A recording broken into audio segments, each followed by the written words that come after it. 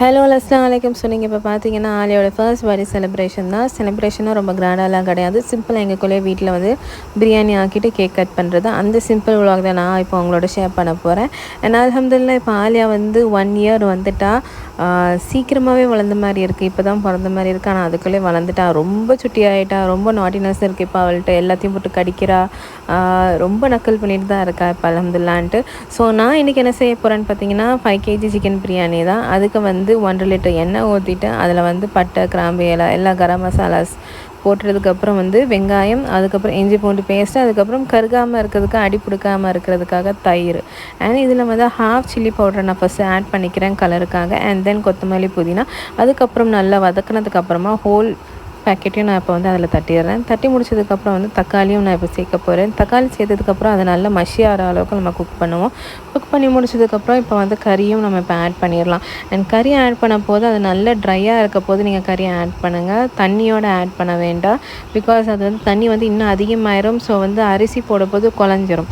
So தண்ணியை வந்து நல்லா ட்ரை பண்ணிவிட்டு அதுக்கப்புறம் நீங்கள் போடுங்க. அண்ட் ஒன்ஸ் வந்து எண்ணெய்லாம் பிரிஞ்சு வந்ததுக்கப்புறமா வந்து இப்போ அரிசி போட போகிறோம். அரிசி போடுறதுக்கு முன்னாடி தண்ணியோட ரேஷியோ பார்த்திங்கன்னா 1:1.5. ஏன்னா ஆல்ரெடி வந்து கோழிக்கறியிலையும் தண்ணி இருக்கிறதுனால நான் 1:1.5 தான் போட்டிருக்கேன்.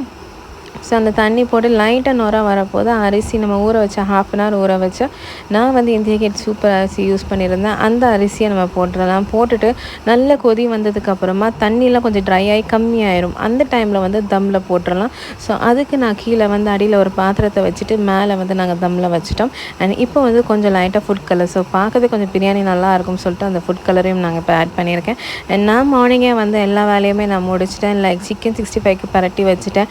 அண்ட் கத்திரிக்காய் பச்சடியும் செஞ்சுட்டேன். அதுக்கப்புறமா வந்து முட்டையும் அவிச்சு வச்சுட்டேன். ஸோ மார்னிங் வந்து என் பிள்ளைங்க ஸ்கூலுக்கு போனதுக்கப்புறம் இந்த வேலையெல்லாம் முடிச்சிட்டேன். அண்ட் ஃபர்ஸ்ட் விருந்தாளி வந்து என்னோடய தம்பி தான். ஸோ அவனுக்கும் நாங்கள் வந்து சாப்பாடு வச்சிட்ருக்கோம். அண்ட் அல்ஹம்துலில்லாஹ் இப்போ நீங்கள் பார்க்குற எல்லாருமே ஆலியாக்காக துவா செய்யுங்க.